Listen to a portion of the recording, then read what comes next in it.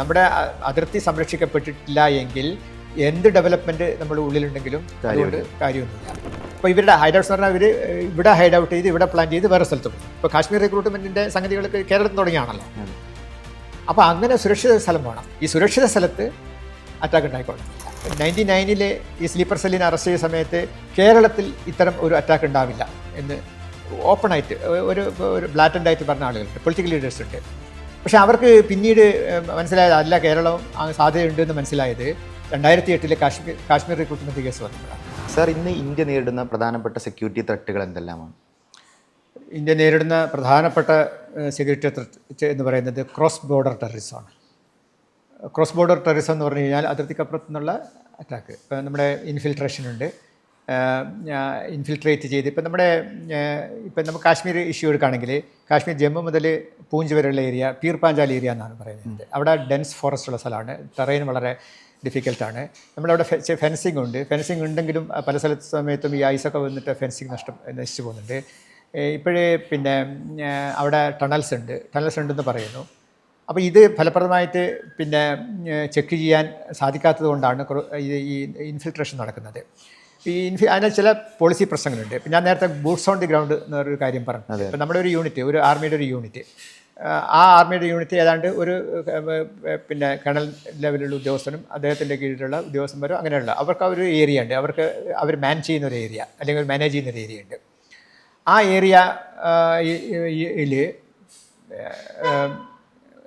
അവിടുന്ന് ഫോഴ്സിൻ്റെ എണ്ണം കുറച്ച്, അതായത് ഒരു കൺസെപ്റ്റ് എന്താണെന്ന് വെച്ച് കഴിഞ്ഞാൽ ഇപ്പം നമുക്ക് ബൂട്ട്സ് ഓൺ ദി ഗ്രൗണ്ടിന് പകരം ടെക്നോളജിയെ ആശ്രയിക്കാം.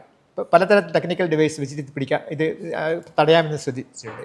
പല ഡിഫൻസ് എക്സ്പെർട്സും പറയുന്നത് ആ പോളിസി മാറ്റം നമുക്ക് ദോഷം ചെയ്തിട്ടുണ്ടെന്നാണ്. എന്ന് വെച്ച് കഴിഞ്ഞാൽ നമ്മുടെ ഈ ഗ്രൗണ്ട് ഫോഴ്സിനെ ഷിഫ്റ്റ് ചെയ്യുമ്പോൾ 100 പ്രാവശ്യം നമ്മൾ ആലോചിക്കണം. നമുക്ക് ഗൽവാൻ ഇഷ്യൂ ഉണ്ടായ സമയത്ത് നമ്മൾ ഈ ഈസ്റ്റേൺ ബോർഡറിലേക്ക് ഫോഴ്സിനെ ഒരുപാട് മാറ്റിയിട്ടുണ്ട്.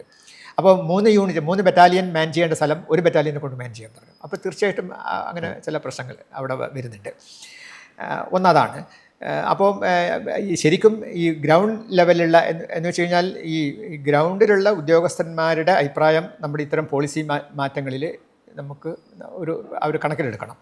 ചില സമയത്ത് അത് കണക്കിലെടുക്കുന്നില്ല എന്ന് ചില ഡിഫൻസ് എക്സ്പെർട്ട് പറയുന്നുണ്ട്. പിന്നെ നമുക്ക് വേറെ കുറേ കാര്യങ്ങളുണ്ട്. നമ്മുടെ ഈ ഒരു സ്ട്രാറ്റജിക്കലുമായിട്ട് ബന്ധപ്പെട്ടിട്ട് നമ്മുടെ സ്ക്വാഡ്രൺ, നമ്മുടെ ഈ എയർഫോഴ്സിൻ്റെ സ്ക്വാഡ്രൺ നമുക്ക് റിക്വയർഡ് സാങ്ഷൻഡ് സ്ട്രെങ്ത് ഇല്ല എന്നും അത് കുറവെന്നും പറയുന്നുണ്ട്.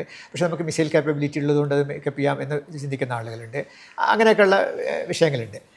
പൊതുവെ നമ്മുടെ ഈ അതിർത്തിയിൽ നിന്ന് നമ്മൾ പുറത്ത് ഇപ്പോൾ നമുക്കൊരു 2-3 ലെയർ സെക്യൂരിറ്റി സംവിധാനങ്ങളുണ്ടല്ലോ. ഇപ്പോൾ അതിർത്തി കാക്കുന്ന ആളുകളുണ്ട്, ഉള്ളിലുള്ള ഇൻസർജൻസി നോക്കുന്ന ആളുകളുണ്ട്. അപ്പോൾ ഇവർക്കൊക്കെ ഒരു ഫ്രീ ഹാൻഡ് കൊടുക്കണം. അവർ എന്ന് വെച്ച് കഴിഞ്ഞാൽ ഇപ്പം ഒരു ഇന്റലിജൻസ് ഓഫീസർക്കോ അല്ലെങ്കിൽ ആളുകൾക്കോ ഞാൻ നേരത്തെ പറഞ്ഞ പോലെ ഒരു പ്രൊട്ടക്ഷൻ കൊടുക്കാൻ ഭരണകൂടത്തിന് സാധിക്കണം.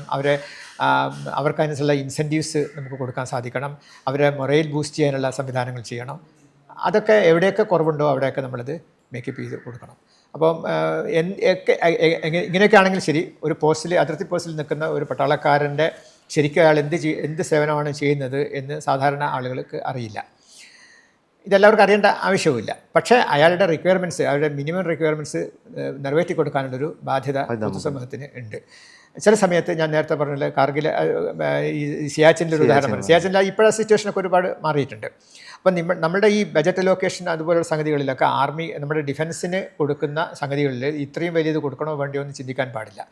കാരണം നമ്മുടെ അതിർത്തി സംരക്ഷിക്കപ്പെട്ടിട്ടില്ല എങ്കിൽ എന്ത് ഡെവലപ്മെൻറ്റ് നമ്മുടെ ഉള്ളിലുണ്ടെങ്കിലും അതുകൊണ്ട് കാര്യമൊന്നുമില്ല. അപ്പോൾ അതിനുള്ള ഒരു ഇമ്പോർട്ടൻസ് നമ്മൾ കുറച്ച് കാണരുത്. അതുകൊണ്ട് തന്നെ അത്തരം സംഗതികളിൽ അവരെ നമ്മൾ കോൺഫിഡൻസിലെടുത്തിട്ട് അതുമായിട്ട് ബന്ധപ്പെട്ട എക്സ്പെർട്സ് അല്ലെങ്കിൽ ബന്ധപ്പെട്ട നമ്മുടെ ആർമി ജനറൽമാരും അതിന് താഴെയുള്ള ഉദ്യോഗസ്ഥന്മാരും ഒക്കെ പറയുന്നത്, അതുകൂടാതെ തന്നെ ഇവരുടെ അഡ്മിനിസ്ട്രേറ്റീവ് ലെവലിലുള്ള ഉദ്യോഗസ്ഥന്മാരുണ്ട്, IAS ലെവലുള്ള ഡിഫൻസുമായിട്ട് ബന്ധപ്പെട്ട അവർ തമ്മിലുള്ള നല്ലൊരു കോർഡിനേഷൻ ഉണ്ടായിരിക്കണം. അങ്ങനെ കോർഡിനേഷൻ ഇല്ലാത്തത് കൊണ്ട് ചില പ്രശ്നങ്ങളൊക്കെ നേരത്തെ ഉണ്ടായിട്ടുണ്ട്. അപ്പോൾ അത്തരം സംഭവങ്ങൾ എന്തൊക്കെ പാകപ്പിഴവുകളാണ് നമുക്ക് നേരത്തെ സംഭവിച്ചത് ഓരോ പർട്ടിക്കുലർ കേസുകളിലും നോക്കിയിട്ട് അതൊക്കെ റെക്ടിഫൈ ചെയ്യാനുള്ള ഒരു നടപടി നമ്മുടെ ഭാഗത്തുനിന്ന് ഗവൺമെൻറ്റിൻ്റെ ഭാഗത്തുനിന്നൊക്കെ ഉണ്ടാവണം. അതൊക്കെ സാധാരണ ഒരു പട്ടാളക്കാരൻ ആഗ്രഹിക്കുന്ന കാര്യങ്ങളാണ് അതൊക്കെ. അതുപോലെ സാർ ഇപ്പോൾ സ്ലീപ്പർ സെല്ലുകൾ ഏറ്റവും കൂടുതൽ കേരളത്തിലാണെന്നുള്ളൊരു സ്റ്റേറ്റ്മെൻറ്റ് സാർ പറഞ്ഞല്ലോ. അപ്പം അതുപോലെ തന്നെ ഈ സ്ലീപ്പർ സെല്ലുകൾ കേരളത്തിൽ കൂടുതലാണ് എന്ന് പറയുമ്പോഴും മുംബൈ അറ്റാക്ക് പോലെയുള്ളൊരു അറ്റാക്കോ അങ്ങനെയുള്ള സംഭവത്തിനൊന്നും കേരളം പാത്രമായിട്ടില്ല. ഇപ്പോഴത്തെ ഒരു സാഹചര്യത്തിൽ കേരളം ഇങ്ങനൊരു ത്രെട്ട് നേരിടുന്നുണ്ടോ? ഇപ്പം നമുക്ക് 550 കിലോമീറ്റർ ഇൻ്റർനാഷണൽ ബോർഡർ ഉണ്ട് നമ്മുടെ കോസ്റ്റ് ലൈൻ. കൊച്ചി ഒരു വൾണറബിലിറ്റി ഉണ്ട് കൊച്ചിയിൽ. സ്ലീപ്പർ സെല്ല് ഏറ്റവും കൂടുതൽ കേരളത്തിലാണെന്ന് ഞാൻ പറഞ്ഞത് എനിക്ക് തോന്നുന്നില്ല. പക്ഷേ കേരളത്തിൽ നല്ലൊരു എമൗണ്ട് ഉണ്ട് നമ്മൾ വിചാരിക്കുന്നതിനേക്കാൾ കൂടുതലുണ്ട്. എന്തുകൊണ്ട് പിന്നെ ഇവിടെ അത്തരം പിന്നെ സംഭവങ്ങൾ ഉണ്ടാവുന്നില്ല എന്നുള്ളൊരു ചോദ്യമുണ്ട്. ഇവരുടെ പിന്നെ തന്ത്രം പലതരത്തിലാണ്. ഇപ്പം ഈ ഹൈഡൗട്ട്സ് മറ്റു സ്ഥലങ്ങളിൽ അറ്റാക്ക് ചെയ്തിട്ട് ഹൈഡൗട്ട്സ് ഇവിടെ ഉണ്ടാവും. ഹൈഡൗട്ട്സ് ചെയ്യാനൊരു സ്ഥലം വേണം. അപ്പോൾ ഇവരുടെ ഹൈഡൗട്ട്സ് എന്ന് പറഞ്ഞാൽ ഇവർ ഇവിടെ ഹൈഡൗട്ട് ചെയ്ത് ഇവിടെ പ്ലാൻ ചെയ്ത് വേറെ സ്ഥലത്ത് പോകുന്നു. ഇപ്പോൾ കാശ്മീർ റിക്രൂട്ട്മെൻറ്റിൻ്റെ സംഗതികളൊക്കെ കേരളത്തിൽ തുടങ്ങിയാണല്ലോ. അപ്പോൾ അങ്ങനെ സുരക്ഷിത സ്ഥലം വേണം. ഈ സുരക്ഷിത സ്ഥലത്ത് അറ്റാക്ക് ഉണ്ടായിക്കൊള്ളുന്നില്ല. അറ്റാക്ക് ഉണ്ടെങ്കിൽ ഇവിടെ കൂടുതൽ ടാർഗറ്റ് ചെയ്യപ്പെടും. എന്ന് വെച്ചാൽ നമ്മുടെ ഫോഴ്സസിൻ്റെ ഒക്കെ ഇവിടെ വരും. അപ്പോൾ ഒരു സേഫ് ഹെവൻ എന്ന് പറയുന്ന രീതിയിൽ ഉണ്ടായേക്കാം. അപ്പോൾ അതുകൊണ്ടാണ് നമ്മൾ വാഗമണ്ണൊക്കെ പറഞ്ഞത്. എന്തിനാണ് നമ്മുടെ മലപ്പുറത്ത് കടലുണ്ടി പിന്നെ ആ പാലത്തിൻ്റെ ഒരു IEDs 100 പിടിച്ചത് ഓർമ്മയുണ്ടോ? 95 സംഭവിച്ചിരിക്കുന്നത്. കേട്ടിട്ടുണ്ട്. എന്തിനാണ് അവിടെ പിന്നെ അങ്ങനെ ഒരു സാധനം ഈ 100 ബോംബ് അവരെന്തിനു വേണ്ടി ഉണ്ടാക്കി വെച്ചു? ഇമാം അലി എന്ന് പറയുന്ന ഒരാളാണ് ഇവിടെ വന്നിട്ട് ട്രെയിനിങ് ചെയ്തിട്ട് അവർ ചെയ്തിരിക്കുന്നത്. ഇമാം അലി പിന്നീട് ബാംഗ്ലൂർ പോലീസായിട്ടുള്ള എൻകൗണ്ടറിൽ കൊല്ലപ്പെട്ടു. ഇമാം അലിയെ അഫ്ഗാനിസ്ഥാനിൽ വഴി പാകിസ്ഥാനിൽ അയച്ചിട്ട് ഈ IEDയിൽ ട്രെയിനിങ് കൊടുത്തത് അന്നത്തെ സിമിയാണ്.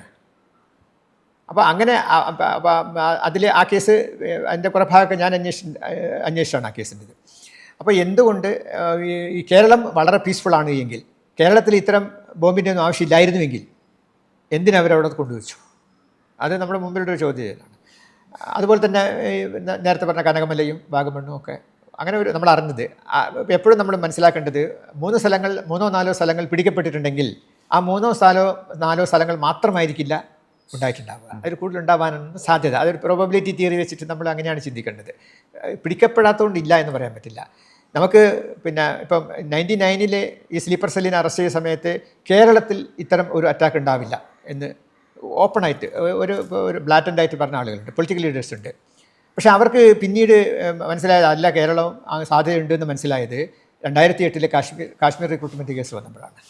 അപ്പോൾ ഒരു സ്ഥലവും സേഫ് ആവും എന്ന് നമുക്കൊരു പിന്നെ 100% ഉറപ്പിക്കാനൊന്നും പറ്റില്ല. കേരളത്തിൽ പിന്നെ ഇപ്പം മാറാട് പോലത്തെ സംഭവങ്ങൾ നടന്നിട്ടുണ്ട്, അത് നമുക്ക് ഡിനൈ ചെയ്യാൻ സാധിക്കില്ല. പല സ്ഥലത്തും നടന്നിട്ടുണ്ട്.